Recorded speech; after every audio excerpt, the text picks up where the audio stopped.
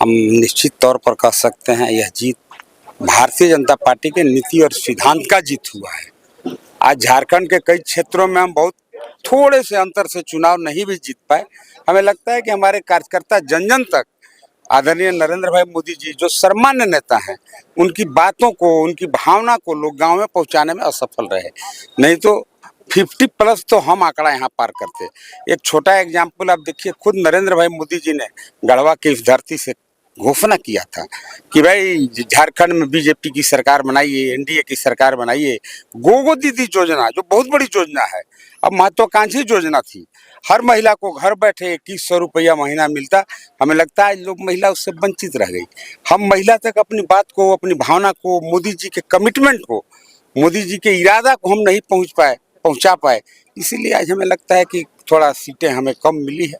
लेकिन गढ़वा के परिप्रेक्ष्य में आप देखेंगे तो गढ़वा के लोगों ने आदरणीय नरेंद्र भाई मोदी जी का मान रखा और भारतीय जनता पार्टी के रीति नीति सिद्धांत का यहाँ पर जीत हुआ है।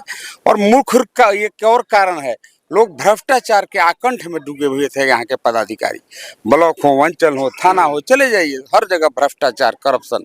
यहाँ के जनप्रतिनिधि जैसे उनको डकैती करने का लाइसेंस मिल गया था, करप्शन करने का उन्हें छूट मिल गया था। आज उस पर यहाँ के लोगों ने मुहर लगाया, उस पर 100% रोक लगेगा।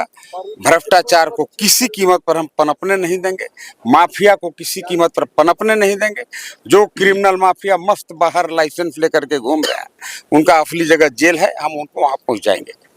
लोगों को अभिव्यक्ति किया जाए, आवाज बनते रहे। जनता से क्या कहेंगे आप? नहीं, जनता से मैं कहेंगे कि जनता को कोटि कोटि हम नमन करते हैं, जनता का कोटि कोटि हम बधाई देते हैं कि भाई आज आपकी वजह से, आपकी सहयोग से ही मैं आपकी आवाज बन करके यहाँ से भ्रष्टाचार का समूल नाश करूंगा और आपके रोजगार के क्षेत्र में मैं काम करूंगा। आज देखिए 2000 करोड़ रुपया का योजना जो सोन और कन्हर से पानी आ रहा है, पलामू और गढ़वा के ऊंच स्थान पर हमें पानी देने का योजना चल रहा है। लेकिन यहाँ के नालायक मंत्री की वजह से, जो यहाँ के जनप्रतिनिधि हैं, उनके उदासीनता के चलते वह योजना आज खटाई में पड़ गया है। वैसे जो काफी महत्वाकांक्षी योजना है जिससे गढ़वा का आबाद होगा भूमि, उस योजना को हम स्पीडअप कैसे हो उस दिशा में काम करेंगे। चुनाव के दौरान किए गए वादों को क्या पूरा कीजिएगा?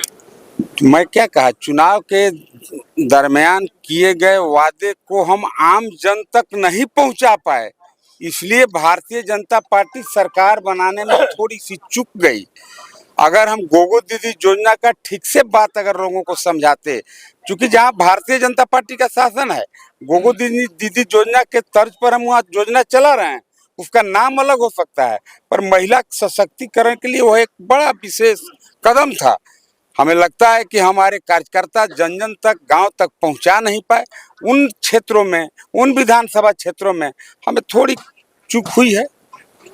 नहीं तो अगर लोग मोदी जी के बातों को समझ जाते, मोदी जी के बात को हम पहुंचा देते, तो हमें लगता है कि पूर्ण बहुमत की सरकार यहाँ भी बननी चाहिए थी। भ्रष्टाचार पर आपकी लड़ाई जारी रहेगी? 100% भ्रष्टाचार का नाश हो, यही मुख्य मकसद है।